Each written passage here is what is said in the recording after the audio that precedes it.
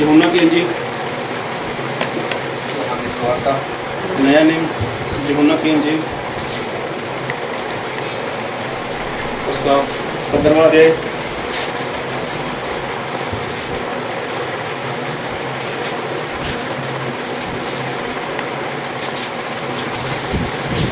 यूहन्ना 15 अध्याय उसका 1 से लेकर 11 तक।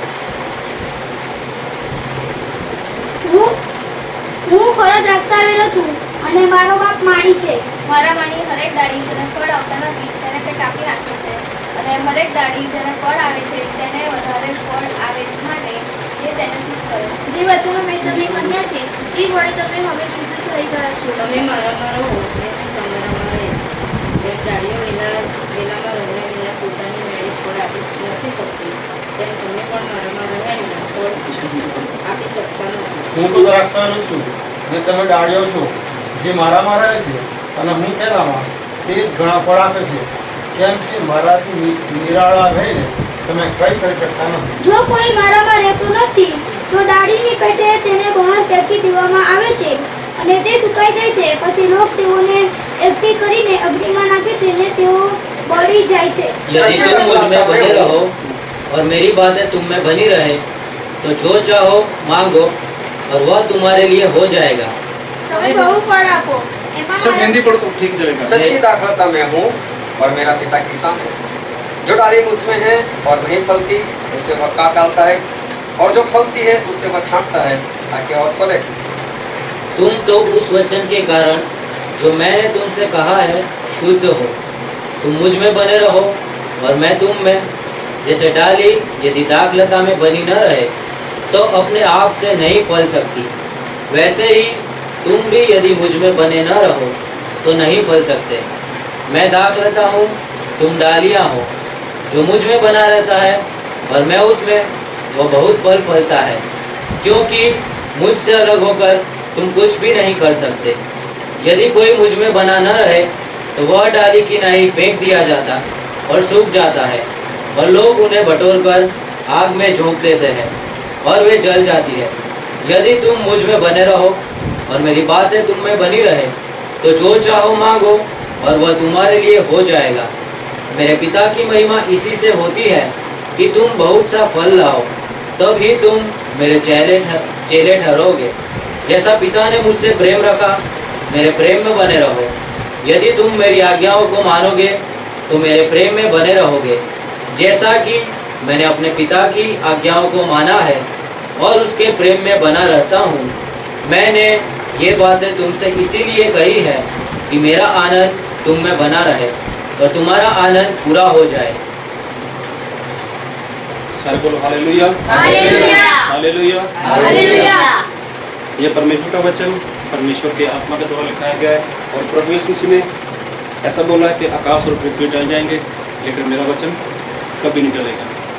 हमारे परमेश्वर जो सर्वशक्तिमान परमेश्वर है, हमारे परमेश्वर जब भी बात करते हैं वो अपने वचन से बात करते हैं। तो बोलने वाला कोई भी हो, किसी भी भाषा में हो, लेकिन जब कोई भी रब का दास, रब का सेवक, परमेश्वर का सेवक का वचन बोलता है तो वो मतलब परमेश्वर की आवाज़ को बोलता है। इसलिए परमेश्वर के वचन को बहुत ध्यान से सुनना। तो हम जिस परमेश्वर की उपासना करते हैं, हम जिस परमेश्वर की आराधना करते हैं, वो हमारे परमेश्वर सर्वशक्तिमान परमेश्वर है, और वो इतने बड़े परमेश्वर हैं। तो बाइबल में लिखा है कि आकाश परमेश्वर के बैठने का सिंहासन है और धरती परमेश्वर के पांव रखने की चौकी। इतने बड़े परमेश्वर हैं जिसकी हम आराधना करते हैं, जिसकी हम प्रार्थना करते हैं, जिसकी हम बंदगी करते हैं। जब इंसान के जीवन में पाप आया तो प्रभु यीशु मसीह एक इंसान बनकर इस धरती के ऊपर आए। हमारे परमेश्वर इतने बड़े हैं, अगर वो सोचें तो सभी लोग जितने भी सृष्टि के ऊपर लोग हैं तकरीबन 700 करोड़ 700 करोड़ की आबादी इस धरती के ऊपर है। सभी लोग उसको अपना उद्धारकर्ता मान सकते हैं, उसको अपना मुक्तिदाता मान सकते हैं। लेकिन प्रभु यीशु मसीह जब संसार में आए तो प्रभु यीशु मसीह ने जब सेवा शुरू की तो सही में प्रभु यीशु मसीह ने अपने साथ 12 चेले और 70 चेलों को अपने साथ रखा। तो जबकि प्रभु यीशु मसीह अकेले भूत निकाल सकते हैं, प्रभु यीशु मसीह अकेले ही 5-5 हजार लोगों को खाना खिला सकते हैं। प्रभु यीशु मसीह अकेले ही कोड़ी को शुद्ध कर सकते हैं। यहाँ तक प्रभु यीशु मसीह अकेले ही मुर्दों को जिंदा कर सकते थे। लेकिन फिर भी प्रभु यीशु मसीह ने अपने साथ 70 चेलों को और 12 चेलों को अपने साथ रखा। तो क्या प्रभु यीशु मसीह को इंसान की जरूरत थी कि वो अपने चेलों को या उन लोगों को अपने साथ रखे? तो हम पढ़ते हैं प्रेरितों का काम रसूलों ने करता हूँ उसका 17 अध्याय 17 प्रेरितों के काम उसका 17 अध्याय उसका 24 और 25 रसूल 17 24 25। जिस परमेश्वर ने पृथ्वी और उसकी सब वस्तुओं को बनाया, वह स्वर्ग और पृथ्वी का स्वामी होकर हाथ के बनाए हुए मंदिरों में नहीं रहता, न किसी वस्तु का प्रयोजन रखकर मनुष्यों के हाथों की सेवा लेता है, क्योंकि वह तो आप ही सबको जीवन और श्वास और सब कुछ देता है। सारे बोलो हालेलुया। हालेलुया। यहाँ पर स्पष्ट पता चलता है कि परमेश्वर ने आकाश को बनाया, परमेश्वर ने धरती को बनाया, और जो कुछ भी हम देखते हैं चाहे आकाश में, चाहे धरती के ऊपर, चाहे समंदर में, ये सब कुछ बनाने वाले कौन है? वो तो हमारे परमेश्वर है। और प्रभु यीशु मसीह को कभी भी किसी भी इंसान के हाथों की सेवा की जरूरत नहीं है। इसका मतलब प्रभु यीशु मसीह जो कुछ भी कर सकते हैं वो अकेले कर सकते हैं। प्रभु यीशु मसीह अपने दम पर सब कुछ कर सकते हैं, लेकिन फिर भी प्रभु यीशु मसीह ने अपने साथ कुछ चेलों को रखा। इसका ये मतलब नहीं कि प्रभु यीशु मसीह को इंसान की जरूरत थी। आज बहुत से लोगों में ऐसा सुनने को मिलता है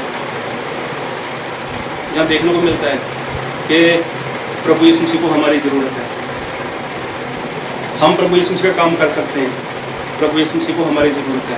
लेकिन बाइबल में साफ लिखा है कि प्रभु यीशु मसीह को किसी भी इंसान के हाथ की ज़रूरत नहीं है, उसकी सेवा की ज़रूरत नहीं है। हमारे परमेश्वर सब कुछ कर सकते हैं। इसलिए परमेश्वर के वचन को बहुत ध्यान से सुनना। आज हमारे परमेश्वर हमसे कुछ बातचीत करना चाहते हैं।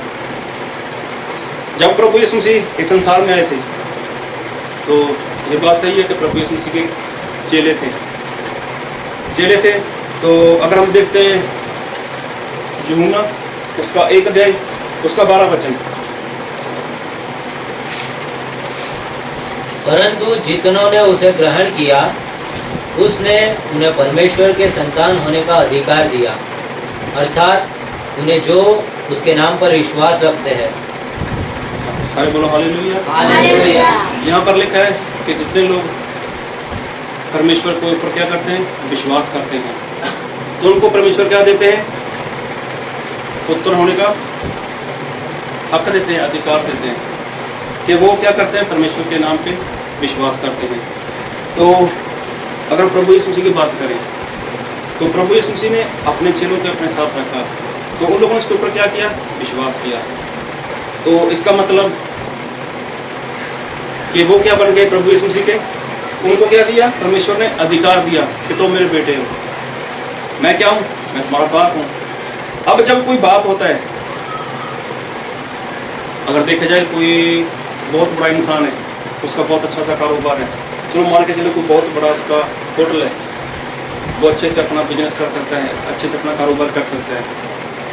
तो उसके बाद उसका बेटा हो तो क्या वो अपने बेटे को बोलेगा चलो मुझे तुम्हारी ज़रूरत है, तुम वहाँ पे चलो मेरे बिजनेस में मेरा हाथ बटाओ या मेरे बिजनेस में आके मेरी मदद करो? वो अपने बेटे को कभी ऐसा नहीं बोलता।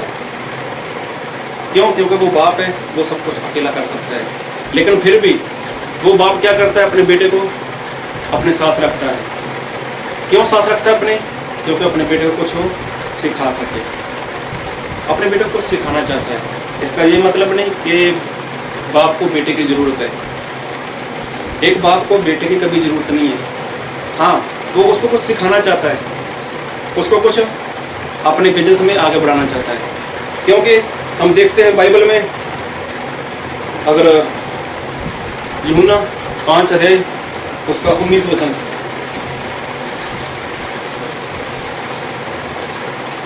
इस पर यीशु ने उनसे कहा, मैं तुमसे सच सच कहता हूँ, पुत्र आपसे कुछ नहीं कर सकता, केवल वह जो पिता को करते देखता है, क्योंकि जिन जिन कामों को वह करता है उन्हें पुत्र भी उसी रीति से करता है। सारे बोलो हालेलुया। हालेलुया। प्रभु यीशु मसीह यहाँ पे बोलते हैं कि जैसा जैसा काम बाप करता है वैसा काम बेटा भी करता है।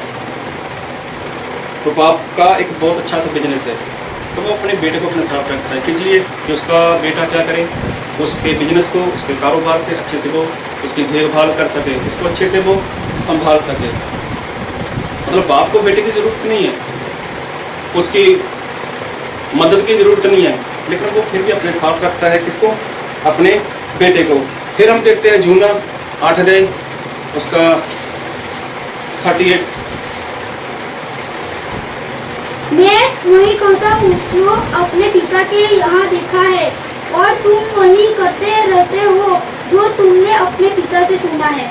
मतलब प्रभु यीशु से यहाँ पे ये बोल रहे हैं कि मैं तो वो बोलता हूँ, मैं तो वो देखा है जो मैंने अपने पिता को देखा है, जो मैंने सुना है मैं तो वो बोलता हूँ, क्योंकि मैं अपने पिता को वो करते देखा है। मतलब आज कोई भी इंसान है, अगर जैसा बाप उसका काम करता है तो बेटे की रुचि मतलब इंटरेस्ट उसमें बना रहता है। अभी अगर किसी घर में कोई इंसान ऐसा है कि उसका बाप अच्छा सा म्यूजिक बजाता है, तो बेटे का मन क्या करेगा, वो भी तो वैसा ही करेगा, वो भी तो वैसा कुछ ना कुछ करेगा।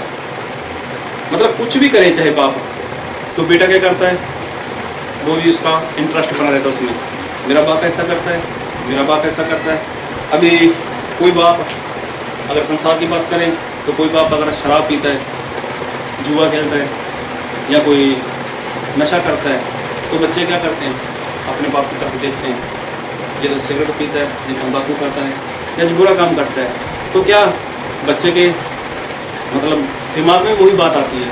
मतलब जो जो काम बाप करता है वही काम बेटा भी करता है। लेकिन हमारे प्रभु यीशु मसीह में ऐसी कोई बुरी बात नहीं थी, लेकिन प्रभु यीशु मसीह ने अपने साथ क्या किया, 12 चेलों को रखा, 70 चेलों को रखा, उनको अधिकार दिया कि जाओ भूतों को निकाल दो, बीमारों को मतलब शैतान की गुलामी से आज़ाद करो, और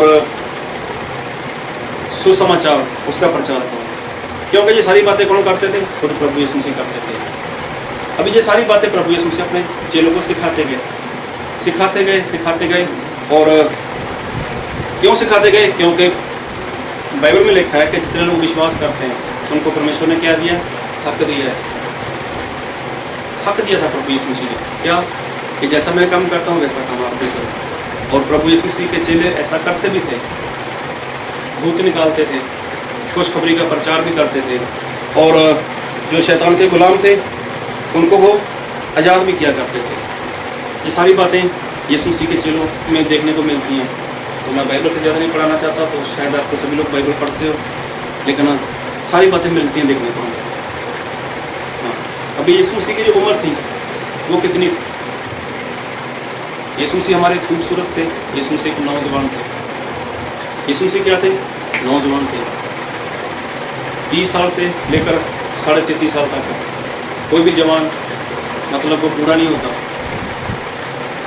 वो क्या था, मतलब खूबसूरत थे, नौजवान थे। लेकिन फिर भी प्रभु यीशु मसीह क्या थे, चेलों के जो उनके साथ रहते थे उनके क्या थे, वो एक बाप का रोल निभा रहे थे। कैसे, अगर हम बाइबल में बात करते हैं, चलो मैं ऐसे बोल देता हूँ, एक बार यीशु मसीह और यीशु मसीह के चेले खेतों में से जा रहे थे, तो वहाँ पे क्या हुआ, क्या बोलते हैं, बल्ली, बालू बालू बालू बालू, तो उसको तोड़कर, हाँ, उसको तोड़कर वो खाने लगे। तो वो सब्बत का दिन था, तो वहाँ पे कुछ लोगों ने देखा, तो उन्होंने क्या किया, इस बात का विरोध किया। हे प्रभु यीशु, तुम्हारे चेले कहते हैं ये शपथ के दिन क्या करते हैं, वो बैलो उसको तोड़कर खा रहे हैं। प्रभु यीशु मसीह क्या थे, वो देखो पिता का रोल निभा रहे थे। तो प्रभु यीशु मसीह ने अपने बच्चों को कुछ बोला, कुछ नहीं बोला। अपने बच्चे ने क्या किया, उसने उसका पक्ष लिया। फिर एक बार क्या हुआ, फकीर फरीसी लोगों ने यीशु मसीह को बोला कि जो तुम्हारे चेले लोग हैं ये बिना हाथ धोए रोटी खाते हैं। लेकिन प्रभु यीशु मसीह ने अपने चेलों को कुछ बोला, कुछ भी नहीं बोला। वहाँ पे क्या किया प्रभु यीशु मसीह ने, अपने चेलों का पक्ष किया। आज भी देखो, अगर संसार में बात करते हैं, किसी के बच्चे की कोई भी गलती हो अगर कोई इसका पड़ोसी या कोई और इंसान अपने बाप के उसके बाप के पास आता है तो उसका बाप क्या बोलता है, तुम्हारी तो कोई गलती होगी। मतलब हमारे परमेश्वर ऐसे नहीं है कि वो उनकी गलती को छुपा लेते थे, लेकिन कहने का मतलब ये कि हमारे प्रभु यीशु मसीह क्या हैं, वो हमारे बाप हैं। और वो क्या कर रहे थे संसार में, अपने चेलों के साथ उनको कुछ सिखा रहे थे। कब सिखा रहे थे कि उनको बाप का रोल निभा रहे थे। एक बाप का रोल था वो अच्छे से निभा रहे थे। अभी है तो यीशु मसीह कितनी उम्र, 30 से लेकर 34 साल के बीच में। एक नौजवान, मैं ऐसे इंसान को जानता हूँ कि जो है तो वैसे जवान ही है, तो उसको शर्म आती है अपने बच्चों को बेटा बोलने में, और वैसा शर्म नहीं आती, वैसे उसके मुंह से बस शब्द उसको अजीब सा लगता है, तो वो कई बार बोलता है कि तो कोई इंसान उसको बार बार बोलता है बोलना अपने बच्चों को बेटा, अपने बच्चों को, लेकिन उसको क्या है वैसे उसके अंदर से वो फीलिंग नहीं आती। लेकिन एक बार क्या हुआ, हम पढ़ते हैं मरकुस उसका 2 अध्याय, मरकुस उसका 2 अध्याय उसका 5 वचन। यीशु ने उनका विश्वास देखकर उस जोरे के मारे हुए से कहा, ए पुत्र, तेरे पाप क्षमा हुए। सारे बोलो हालेलुया। हालेलुया। यहाँ पर एक अधरंगी क्या बोलते हैं? लकवा, हाँ, जिसको लकवा हुआ था, तो यीशु मसीह किसी घर में थे, तो वहाँ पे क्या हुआ कि बहुत से लोग आए, यीशु मसीह का चमत्कार देखा उन लोगों ने। तो अभी वो घर पूरी तरह से भर चुका था, तो एक जिसको लकवा हुआ था उसको कुछ लोग लेकर आए यीशु मसीह के पास कि चलो इसके लिए यीशु मसीह को छूलेंगे या इसके लिए प्रार्थना करेंगे, ये अच्छा हो जाएगा। तो जब हम लोगों ने देखा कि प्रभु यीशु मसीह के आगे पीछे तो बहुत बड़ी भीड़ है, तो वो लोग, ये भी आप अच्छे से जानते हो, तो वो लोग टेरेस के ऊपर गए, वहाँ से वो जो छत थी उसको थोड़ा उन लोगों ने तोड़ दिया और यीशु मसीह के सामने या उसके पास उसको रख दिया, किसको, जो लकवे का शिकार था उसको। और प्रभु यीशु मसीह उसको क्या देखा, क्या बोला उसको,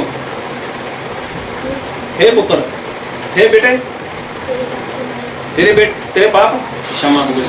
मतलब एक 30 साल का इंसान, 31 साल का या 32 या 33 साल के इंसान, अभी ये इंसान कौन था जिसको लकवा था, उसकी, हाँ, उसकी यहाँ पे उम्र नहीं लिखी हुई कि वो कितने साल का था, लेकिन ये बात सही है कि वो बच्चा नहीं था, वो भी तो एक नौजवान था। कौन, जिसको लकवा था, वो भी एक नौजवान सा, हो सकता है वो 25 साल का हो सकता है वो 28 साल का हो, लेकिन लिखा नहीं है वहाँ पे। लेकिन ये भी है कि वो छोटा बच्चा नहीं था। लेकिन एक नौजवान को बेटा बोले तो कैसा लगेगा, हो सकता है सर अजीब सा लगेगा। तो एक मेरा साथी है, मतलब मैं पंजाब में रहता हूँ, तो वहाँ पे फ्रूट वाला है, मैं जब उसके पास जाता हूँ, वो सच में देखा जाए मेरे से शायद 2 साल या 2-3 साल छोटा बड़ा हो सकता है वैसे, तो वो मेरे को अंकल बोलता है। मैं सच में खुद हैरान हो जाता है, मेरे को अंकल बोलता है। तो पिछली बार मैं और मेरी पत्नी, हम दोनों फर्स्ट टाइम, मेरी पत्नी गुजरात आ रहे थे, तो तब हमारे पास 2 सीट थी।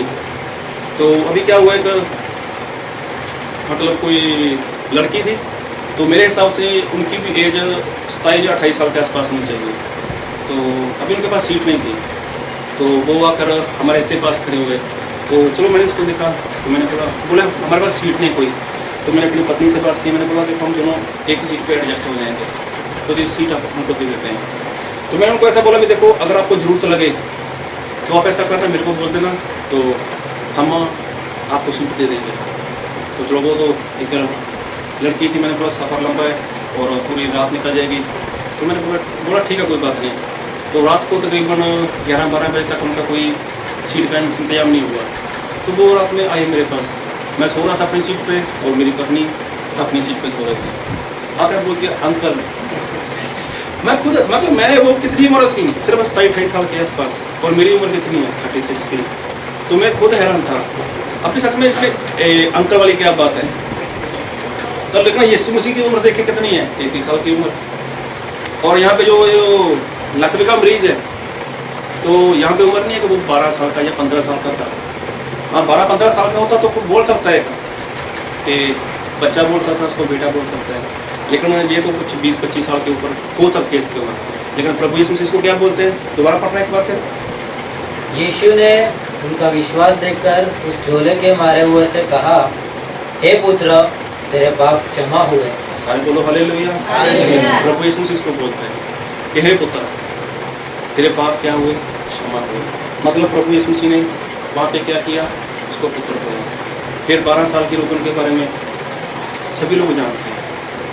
अभी इसको तो 12 साल हो गए थे बीमारी में, लेकिन उसकी उम्र कितनी थी वो भी नहीं लिखा, लेकिन फिर भी पढ़ लेते इसको। इसके बारे में मरकुस उसका 5 अध्याय उसका 34 वचन 34। उसने उनसे कहा, पुत्री, तेरे विश्वास ने तुझे चंगा किया है। सारे बोलो हालेलुया। हालेलुया। जब उसके जीवन में चमत्कार हो चुका था, जो 12 साल की रोपण थी, उसके जीवन में चमत्कार हो चुका था, तो प्रभु यीशु मसीह ने उसको क्या बोला? हे पुत्री। विषय में उसकी उम्र का भी यहाँ पे कुछ अनुमान नहीं है वो कितनी है, लेकिन ये भी सही है कि वो छोटी बच्ची नहीं हो गई, वो भी एक जवान हो सकती है। लेकिन प्रभु यीशु मसीह क्या थे? वो भी तो जवान थे, वो भी तो जवान थे। तो प्रभु यीशु मसीह ने एक लकवे के मरीज को भी क्या बोला? पुत्र, बेटा। तो वैसे मेरे मुँह से शब्द ये बहुत कम निकलता है, बेटा। हाँ, मैं तो नहीं बोलता, अपने बच्चों को खुद नहीं बोलता। तो और जो 12 साल के होकर उसके लिए क्या बोला प्रभु यीशु मसीह ने? हे बेटी। मतलब कि प्रभु यीशु मसीह क्या सिखा रहे वहाँ पे कि मैं तुम्हारा क्या हूँ? मैं तुम्हारा बाप। प्रभु यीशु मसीह के जो चेले थे उन सभी के लिए प्रभु यीशु मसीह ने जो भी सिखाया वो कैसे सिखाया? एक बाप के नाते। हम देखते हैं अगर यूहन्ना की अंजील उसका 14 अध्याय उसका 18 वचन। मैं तुम्हें अनाथ न छोड़ूंगा। सारे बोलो हालेलुया। हालेलुया। हाँ, क्या बोलते हैं प्रभु यीशु मसीह? मैं तुम्हें अनाथ नहीं छोड़ूंगा। अनाथ नहीं छोड़ूंगा। इसका मतलब अनाथ किसको बोलते हैं हम लोग? जिसका कोई ना आगे हाँ? से कोई नहीं होता। इसका माँ बाप जिसका कोई होता ही नहीं है। लेकिन प्रभु यीशु मसीह अपने चेलों को बोल रहे हैं कि मैं तुम्हें अनाथ नहीं छोड़ूंगा। इसका मतलब कि प्रभु यीशु मसीह का जो रिश्ता था उनके साथ वो क्या था? चेलों के साथ एक बाप और बेटे का रिश्ता था। प्रभु यीशु मसीह अपने चेलों के पक्ष में खड़े हो जाते थे। जब भी उनके चेलों के ऊपर कुछ ऐसी बात आती तो उनके पक्ष में खड़े हो जाते थे। अपने बेटों के मतलब अपने चेलों को यीशु मसीह ने अपने साथ रखा, जबकि प्रभु यीशु मसीह खुद सब कुछ कर सकते थे। उनको किसी भी बात की, किसी भी इंसान की जरूरत नहीं थी, लेकिन फिर भी वो अपने चेलों को कुछ ना कुछ सिखा रहे थे। चेलों को कुछ ना कुछ सिखा रहे थे। अगर हम संसार में बात करें, अगर हम संसार की बात करते हैं, अगर आज कोई इंसान मौत के किनारे है, कोई मरने वाला है, तो आस पड़ोस के लोग या रिश्तेदार या परिवार के लोग या बिरादरी के लोग सभी उसके पास क्या हो जाते हैं? इकट्ठा हो जाते हैं। कोई इसको ऐसा पूछता है कि तुम्हारा बैंक बैलेंस कितना है, कोई इसको ऐसा पूछता है कि तुम्हारी प्रॉपर्टी कितनी है। उसको क्या पूछते हैं जब तू मरने के किनारे है? उसको कुछ पूछा जाता है। जब कुछ परिवार को पता लग जाता है कि ये तो 5-10 मिनट का मेहमान है भी, तो उसके बाद हैं? आखिरी ख्वाहिश क्या है? हाँ, उसको क्या पूछते हैं? पहले से सोच रखा आप लोगों ने भी है। हाँ, सारे बोलो हालेलुया। हालेलुया। उसको क्या पूछते हैं कि तुम्हारी आखिरी इच्छा क्या है? और क्या करते हैं जब वो मरने वाला बोल देता है तो मेरी आखिरी इच्छा है, तो वो क्या करते हैं? चाहे कुछ भी हो जाए, उसकी आखिरी इच्छा पूरी करनी ही करनी है। ऐसा ही होता है ना, चाहे कुछ भी हो जाए। अभी देखो, मैं तो पंजाब से हूँ और मैं हिंदू परिवार से, और ख़ास करके हमारे हिंदू में तो ऐसा ही है। मतलब हमारे क्या पूरे भारत हिंदू में से ही है कि जब किसी की मौत हो जाती है तो वो उसको कभी दफन नहीं करते, उसको क्या करते हैं? वो संस्कार कर देते हैं। संस्कार समझते हो लोग? जला देते हैं उसको। हमारे पंजाबी में भी संस्कार को बस उसको जला देते हैं। अगर मैं गांव में हूँ, अगर मेरे गांव में कोई हिंदू धर्म का इंसान किसी और देवी देवता को मानता है, देवी देवता बोले तो मतलब हमारे तो वैसे है वहाँ पे ऐसा कि कुछ लोगों में वो कुछ मुसलमान लोग हैं, उनको अपना उन लोगों ने गुरु माना हुआ है। अब अगर वो इंसान मर जाए और मरने से पहले वो ठीक बोल दे कि मैं जिस गुरु को मानता हूँ, मैं जिस गुरु को मानता हूँ वो मुसलमान है या कोई और है, तो वो ऐसा बोलेगा कि मेरा वो शरीर है, इसको आप लोग जलाना मत, इसका संस्कार मत करना, इसको जलाना मत, हमारा दफन कर देना। जबकि हिंदू धर्म में तो ऐसा नहीं होता कभी भी। लेकिन फिर भी परिवार वाले क्या करते हैं, उस इंसान के साथ वैसा ही करते हैं। अगर उसने बोल दिया कि मेरे लिए क्या करना है, सिर्फ दफन करना है, तो चाहे कुछ भी हो जाए, फिर चाहे वो हिंदू धर्म है, चाहे कुछ भी है, चाहे बिरादरी, चाहे रिश्तेदार, चाहे समाज कुछ भी बोले, लेकिन वो मरने वाला जो बोल चुका है, तो परिवार वाले क्या बोलेंगे? जो जिंदा लोग हैं वो यही बोलते हैं, नहीं हमको इन्होंने बोला था कि उनकी आखिरी इच्छा यही थी, क्या कि जो इसका शरीर है इसको क्या करना है, उसको दफन करना है, तो उसका दफन ही होता है। फिर कोई नहीं देखता किसी की बात को, ये हिंदू था या किसी और धर्म से था। लेकिन वो सब लोग क्या देखते हैं? वो यही देखते हैं कि सिर्फ इसकी आखिरी इच्छा थी। अभी तो हमारे मसीह में जो मतलब मानते मसीह को, मेरे गांव में अभी तो काफ़ी बड़ा मेरा गांव भी हो चुका है और काफ़ी लोग वहाँ पे मसीह को मानने वाले भी हैं। जबकि बाइबल में ऐसा लिखा है कि जो मसीह में सो जाते हैं, जो उस मसीह में मर जाते हैं, कि उनका क्या होना चाहिए? दफन होना चाहिए। लेकिन मेरे गाँव में ऐसा नहीं है। तो मेरे गाँव में चाहे तो मसीह को मान रहे हैं लोग, हैं तो वो हिंदू धर्म से आ चुके हैं, लेकिन क्या करते हैं वो लोग? उसका संस्कार कर देते हैं, उसको बॉडी को वो जला देते हैं। लेकिन वो आखिरी मरने वाला क्या बोलता है? वो ऐसे बोलता है कि लास्ट समय में जब हमारे यहाँ पे बारवा होता है कि उसके समय क्या करना, प्रभु बंदगी करनी है। फिर हमारी बरादरी में ऐसा होता है कि पूरा जो हमारी बरादरी है, जो मसीह को नहीं मानने वाले रिश्तेदार, जो हमारा समाज है, वो विरोध में आता है। ऐसा होता है, अब भी हो रहा है वहाँ पे, ऐसा नहीं है, अब भी वहाँ पे होता है। लेकिन वो क्या बोलते हैं परिवार वाले? नहीं, ये मसीह को मानता था और इसकी आखिरी इच्छा यही थी कि इसके भोग के ऊपर क्या करना है, वो हमको बंदगी करनी है। और बंदगी किसकी? वो तो मसीह के नाम की बंदगी होती है। वहाँ पे ऐसा होता है मेरे पंजाब में, मेरे गांव में जहाँ पे मैं रहता हूँ।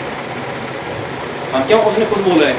वैसे हिंदू धर्म में तो कोई पंडित लेके आता है, कोई कुछ करते हैं, कोई कुछ करते हैं हमारे वहाँ पे तो। लेकिन मसीह में जो चल रहे हैं उसके लिए क्या करते हैं वो लोग? उसके लिए यही होता है कि लास्ट टाइम में बंदगी कर दो, उसके शरीर का चाहे कुछ भी करो, उसको जला दो, उनको कोई फर्क नहीं पड़ता। लेकिन लास्ट जो उसकी आखिरी इच्छा क्या है, वो बंदगी है। मतलब कोई भी इंसान है, तो मैं जो बात कर रहा हूँ, ये जो भी इंसान है, अगर वो मरने वाला है तो उसकी आखिरी इच्छा पूछी जाती है कि तुम्हारी आखिरी इच्छा क्या है। अगर उसने कुछ बोल दिया मेरी आखिरी इच्छा ये है, तो चाहे फिर कुछ भी हो जाए, फिर चाहे समाज विरोध में आ जाए, चाहे बिरादरी विरोध में आ जाए, चाहे कुछ भी आ जाए, तो वो क्या करते हैं? उसकी आखिरी इच्छा को पूरा करना चाहते हैं। तो प्रभु यीशु मसीह क्या है हमारे? वो तो पिता है। प्रभु यीशु मसीह के चेले जो यीशु मसीह के साथ साथ रहते थे 3.5 साल तक, यीशु मसीह के साथ साथ चले। अब यीशु मसीह भी मर गए। मरने के बाद प्रभु यीशु मसीह तीसरे दिन जिंदा हो गए और अपने चेलों के साथ फिर यीशु मसीह मुलाकात करते थे। तो 40वें दिन प्रभु यीशु मसीह ने एक बात बोली अपने चेलों को। हम पढ़ते हैं मत्ती उसका 28 अध्याय उसका 19 वचन। इसीलिए तुम जाकर सब जातियों के लोगों को चेला बनाओ और उन्हें पिता और पुत्र और पवित्र आत्मा के नाम से बपतिस्मा दो। अभी ये बात किसने बोली? प्रभु यीशु मसीह ने बोली। क्या बोला प्रभु यीशु मसीह ने? कि सभी जाति को क्या करो? चेला बनाओ। उनको क्या करो? बाप, बेटा और पवित्र आत्मा के नाम से बपतिस्मा दो। तो इसका मतलब कि प्रभु यीशु मसीह जब स्वर्ग में जा रहे थे, तभी प्रभु यीशु मसीह ने क्या दिएगा? आज्ञा दी। प्रभु यीशु मसीह ने जाते समय अपनी आखिरी इच्छा बताई थी। वो क्या थी आखिरी इच्छा प्रभु यीशु मसीह? यही थी, क्या करो कि जितनी भी जातियाँ हैं, जितने भी लोग हैं, कोई इजराइल देश नहीं, कोई हमारा भारत देश नहीं, या कोई गरीब अमीर, ऐसा नहीं, वो कैसे भी लोग हैं, कहीं से भी आए हैं, सभी के लिए क्या करो? एक बार फिर पढ़ो इसको। इसीलिए तुम जाकर सब जातियों के लोगों को चेला बनाओ और उन्हें पिता और पुत्र और पवित्र आत्मा के नाम से बपतिस्मा दो। सारे बोलो हालेलुया, हालेलुया। हालेलुया। हालेलुया। जो सो चुके हैं बोलो हालेलुया। जाओ जाओ। प्रभु यीशु मसीह ने अपनी आखिरी इच्छा बताई कि जाओ सभी जातियों को, पंजाब, गुजरात, हिमाचल, अमेरिका, कनाडा वगैरह नहीं, जितने भी धरती के ऊपर लोग हैं सभी को क्या करो, चेला बनाओ। ये चेला तो बनाना है, किसके बनाना है? प्रभु यीशु के। लेकिन क्या हो रहा है आजकल? पास्टर अपने चेले बना रहे हैं। अब मेरी संगत है, मेरी भीड़ है, मेरी चर्च है, अब मेरे हो, आपके पास कोई नहीं जाना चाहिए। क्यों? किसकी आज्ञा है? वो पास्टर की आज्ञा है। लेकिन प्रभु यीशु मसीह की आखिरी इच्छा यही थी, क्या?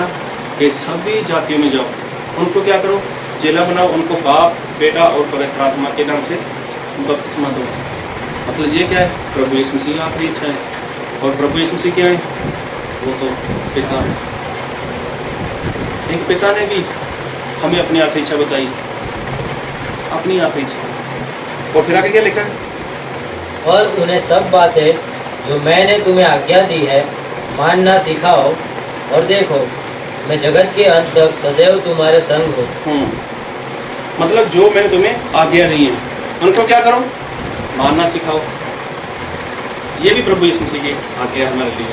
उनको चेला बनाओ, और चेला बनाकर छोड़ना नहीं है, चेला बनाकर छोड़ना नहीं है। उनके लिए क्या करना है? अभी उनको सिखाओ। क्या सिखाओ? आज्ञा सिखाओ उनको, मसीह में आगे बढ़ाओ। ये क्या है? प्रभु यीशु मसीह के लिए, प्रभु यीशु मसीह की हमारे लिए क्या है? एक आज्ञा है, आज्ञा है।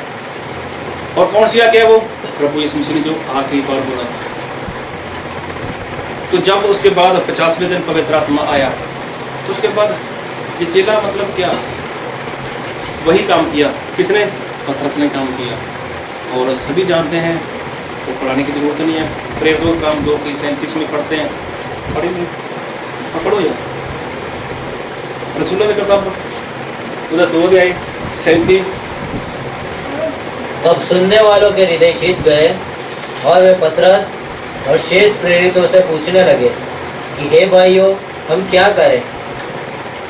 पतरस ने उनसे कहा, मन फिराओ और तुम में से हर एक अपने अपने पापों की क्षमा के लिए यीशु मसीह के नाम से बपतिस्मा ले। हाँ, अब जब प्रभु यीशु मसीह मरकर जिंदा होकर स्वर्ग में चले गए, उसके बाद चेलों ने मिलकर प्रार्थना की। जब ये सभी चेले पवित्र आत्मा से भर गए, तब क्या हुआ? पतरस और बाकी के जो चेले थे वो बाहर निकले, उन्होंने प्रचार किया। और प्रचार कहीं बाहर जाके नहीं किया, उन्हीं लोगों के बीच में किया था जिन लोगों ने प्रभु यीशु मसीह को मार दिया था।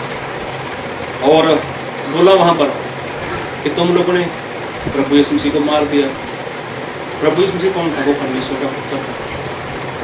प्रभु यीशु मसीह खुद परमेश्वर था, और वो मरकर जिंदा भी हो गया, और जिंदा होकर वो तो स्वर्ग में चले गए। इस बात के हम क्या हैं? गवाह हैं। और वो तो जल्दी आने वाले हैं, आएंगे और क्या करेंगे? वो तो न्याय करेंगे और तुम सबका नाश कर देंगे। जब ये सारी बातें उनको पता चली, उनको एहसास हुआ कि हमने पाप किया। अब वो लोग डर गए। डरने के बाद तो लोगों ने बोला, भैया हमने पाप तो कर लिया, अभी हम क्या करें? तो फिर बताया कि अभी पश्चाताप करो, अभी मन फिराओ। अब हर एक जन अपने अपने पाप की क्षमा के लिए प्रभु यीशु मसीह के नाम से बपतिस्मा ले। मतलब जो आज्ञा है प्रभु यीशु मसीह ने दी थी। तो सभी जानते हैं, जब इन लोगों ने बपतिस्मा लिया तो कितने जन थे यहाँ पे? तकरीबन 3000 लोग थे यहाँ पर, तकरीबन 3000 लोग यहाँ पर। तो 3000 लोग यहाँ पर थे। तो उसके बाद क्या बपतिस्मा देकर छोड़ दिया? पतरस ने नहीं छोड़ा। तो हम आगे पढ़ते, क्या लिखा है वहाँ पर 42? और वे प्रेरितों से शिक्षा पाने और संगति रखने में और रोटी तोड़ने में और प्रार्थना करने में लौलीन रहे। हाँ, यहाँ पर हमको बातें मिलती हैं। क्या? सबसे पहली बात कौन सी है? शिक्षा। शिक्षा, फिर संगति, फिर रोटी रोटी तोड़ना, फिर प्रार्थना। मतलब ये सारी बातें कौन सिखाते गए? जिनको आज्ञा दी थी प्रभु यीशु मसीह ने। अब प्रभु यीशु मसीह की आज्ञा को कौन मानेगा? जो बेटा है वही बात प्रभु यीशु मसीह की आज्ञा को माने जाना, वही जाकर क्या करेगा? लोगों को बचाने का काम करेगा। पतरस ने वही काम किया और प्रभु यीशु मसीह ने बोला था कि सारी जातियों को चेले बनाओ और बनाकर छोड़ना नहीं है, उनको सिखाना भी है। और यहीं पे ऐसा लिखा है कि तकरीबन 3000 लोगों ने बपतिस्मा लिया और वही जो 3000 लोग थे, वो जो पहली संगत थी, कलीसिया थी, उसमें वो लोग सहभागी हो गए, उसमें जुड़ गए और पतरस का काम बंद नहीं हुआ। पतरस ने और मेहनत की उसके ऊपर और सिखाना शुरू किया। हाँ ठीक है, तुम्हारे पापों की क्षमा हो चुकी है, अभी क्या करना है? प्रभु बोझ, मतलब जो रोटी तोड़ना लिखा है यहाँ पे, रोटी तोड़ना लिखा है, हाँ, प्रभु बोझ सिखाना उनको। प्रभु को सिखाया, फिर बताया आज्ञा, फिर आज्ञाकारी क्या है वो सिखाई उनको, फिर उनके लिए प्रार्थना, वो सारी बातें उनको सिखाते गए। कौन? प्रभु यीशु मसीह के चेले,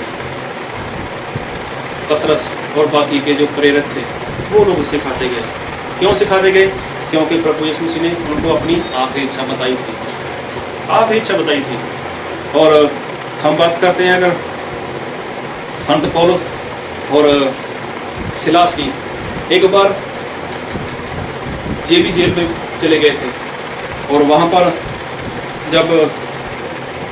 इन लोगों ने आराधना की तो रात के समय क्या हुआ? वहाँ पर आंधी आई। आंधी लिखा है तूफान, हर पंजाबी में तूफान, धरती भूकंप हुआ, लेकिन हमारे भूचाल लिखा है। हाँ, ऐसा कुछ हुआ तो उसके बाद क्या हुआ? जितने जेल के दरवाजे थे वो सभी खुल गए, जेल के दरवाजे खुल गए। और उसके बाद क्या हुआ? जो जेलर था उसने देखा कि जितने भी कैदी हैं यहाँ से वो भाग चुके होंगे। हम देख लेते हैं प्रेरितों का काम, उसका 16 अध्याय,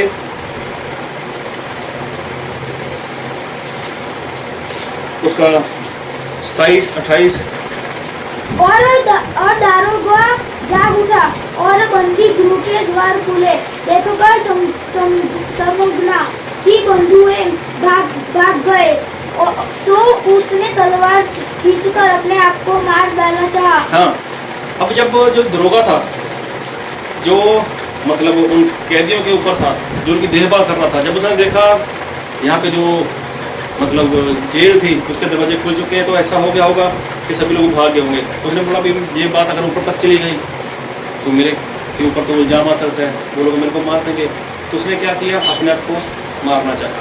लेकिन फिर संत पौलुस क्या बोलते आगे? परंतु पौलुस ने ऊंचे शब्द से पुकार कर कहा, अपने आप को कुछ हानि न पूछा क्योंकि हम सब यहाँ है। हाँ, फिर पौलुस ने जब देखा तो पौलुस ने बोला अपने आप का नुकसान मत कर, हम सभी लोग यहीं पे हैं, हम में से कोई भी नहीं गया। तो उसके बाद क्या हुआ? वो इंसान भागता हुआ पौलुस और सिलास के पास आ गया, उनके आगे वो गिर जाता है।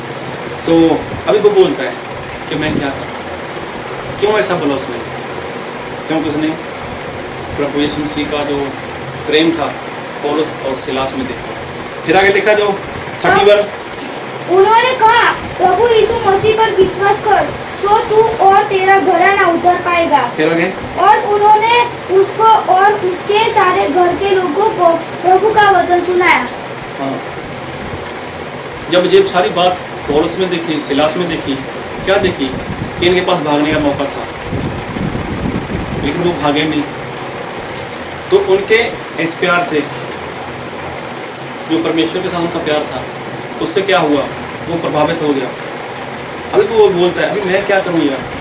तुम्हारे पास मौका था, तुम भाग सकते थे, तुम्हारे पास मौका था कि तुम यहाँ से जा सकते थे, लेकिन नहीं गए। तुम किस गुरु को मानते हो? तुम्हारा रब कौन है? तुम्हारा परमेश्वर कौन है? हो सकता है सिर्फ चर्चा चली हो वहाँ पे, तो उन लोगों ने बताया होगा कि हमारा परमेश्वर प्रभु यीशु मसीह है, हमारा बाप वो जिंदा बाप है और हमारा परमेश्वर हमको ऐसा नहीं सिखाता।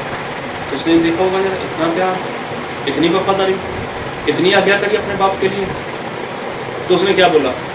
अब मैं क्या करूं? तो फिर पौलुस ने बोला, क्या बोला कि 31 में उन्होंने कहा, प्रभु यीशु मसीह पर विश्वास कर तो तू और तेरा घराना उद्धार पाएगा। हाँ, अब तुम क्या करो?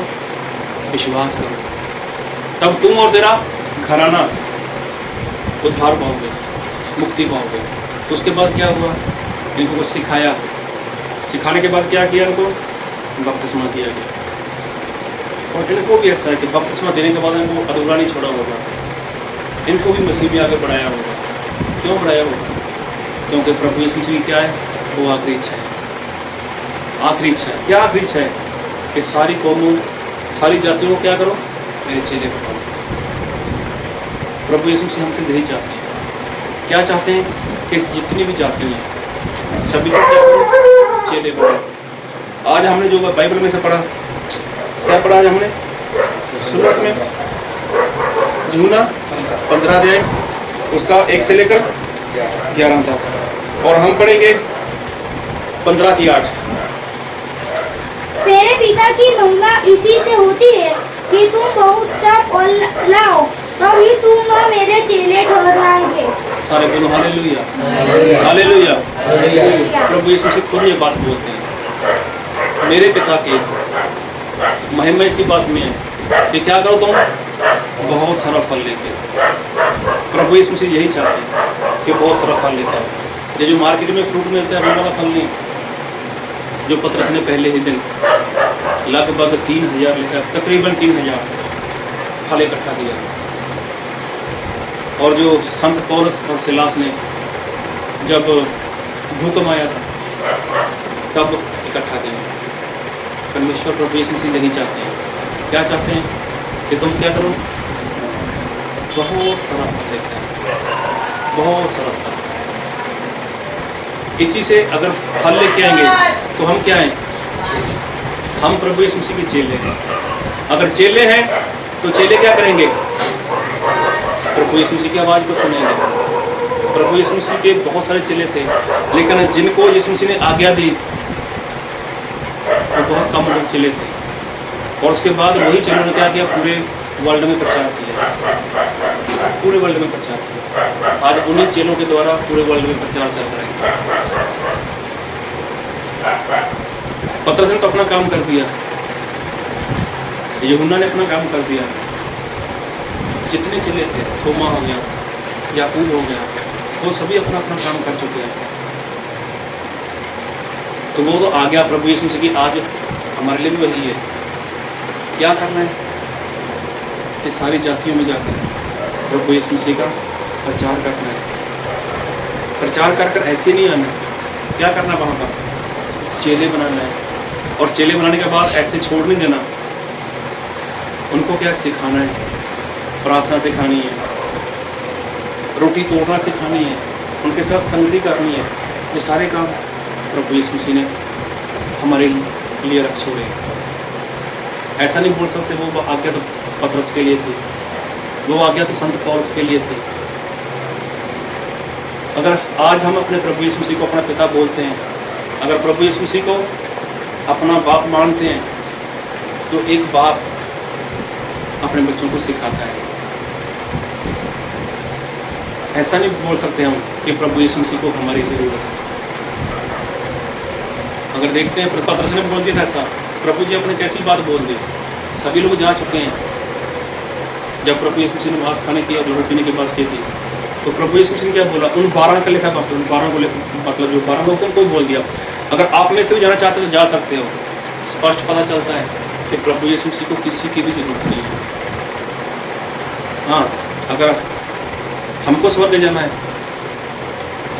अगर हम चाहते हैं कि हम अपने आप को स्वर्ग में लेके जाएं, तो हमको चेला बनना है, हमको प्रभु यीशु मसीह का बेटा बनना है। तो जो बेटा है वो अपने बाप की आज्ञा का नहीं करता है।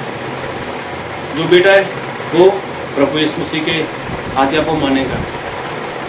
बाकी फैसला आपका है, जिंदगी आपकी है कि आपको क्या करना है। और सभी हम अपनी आंखें बंद करें, अपने सरों को झुकाएं और सभी प्रार्थना के हाथ में होंगे।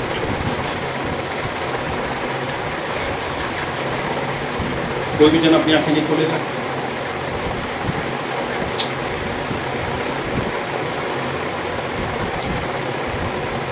हमको अपने आप को जांचना है, अपने आप को परखना है।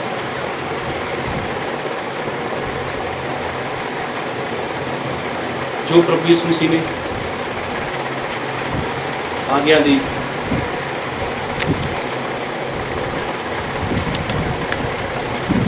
कि संसार की सारी जातियों में जाकर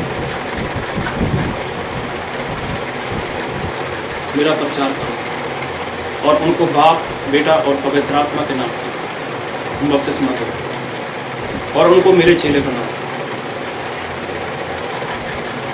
क्या आज मैं ऐसा कर सकता हूँ? क्या आज मैं ऐसा कर रहा हूँ? क्या मैं प्रभु यीशु मसीह को आज्ञा को मान रहा हूँ?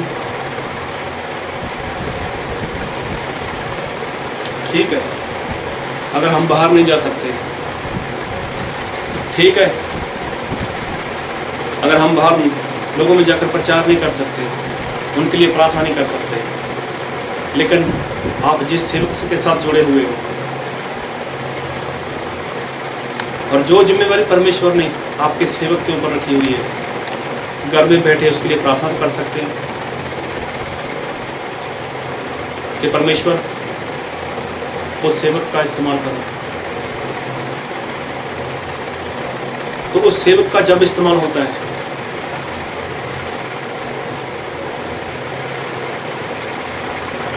तो वो उसके द्वारा जितने भी वो फल इकट्ठे करता है उन सभी में हमारा हिस्सा रहता है।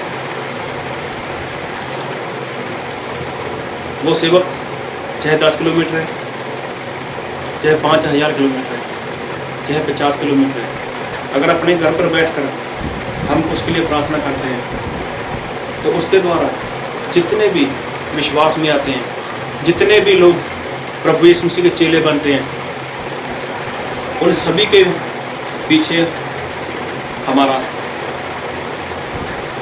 रोल रहता है।